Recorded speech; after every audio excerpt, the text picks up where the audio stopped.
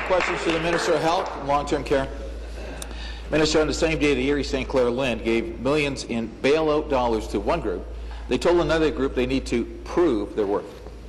Community Care Access Centre has managed to run a $5 million deficit only 8 months into this current year. Well, they'll get a bonus. The CCAC's CEO salary has jumped 37% in the last 5 years, and the number of employees making more than $100,000 has more than doubled to 21 from 9 during that same time period. This agency was given a multi-billion-dollar bailout. Now compare that with the Leamington District Memorial Hospital, one of the province's most efficient small hospitals, whose obstetrics unit's future is unsecure. So my question, Minister, is this. Question. Why is the Leamington District Memorial Hospital left hanging while the CCAC is given bailout after bailout? Thank you.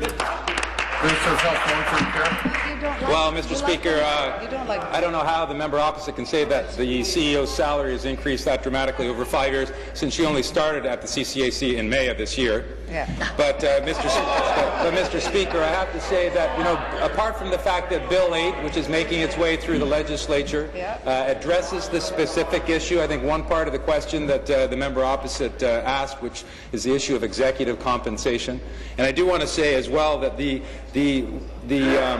proportion of CCAC funding that goes to executive or management level compensation has actually decreased substantially since 2007.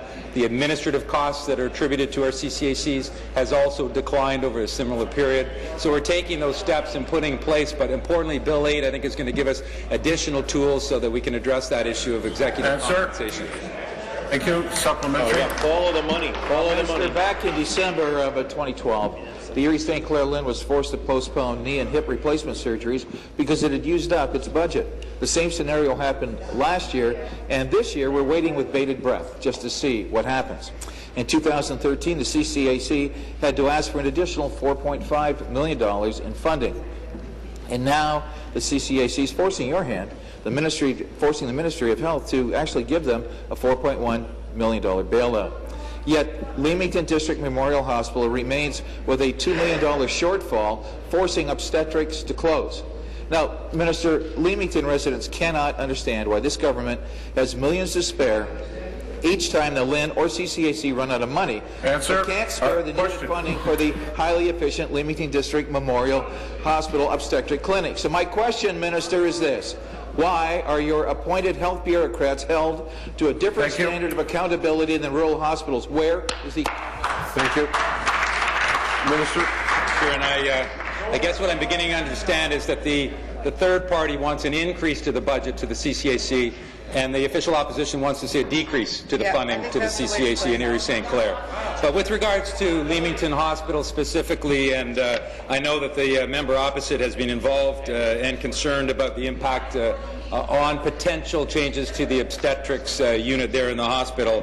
He does know that the Leamington District Hospital is working closely with the regional LHIN. It's a LHIN, not the CCAC, to look at various options. There was a meeting on November the 27th as well between the hospital as well as the LHIN and community members to enable all sides really to speak to and address this important issue of obstetrical services.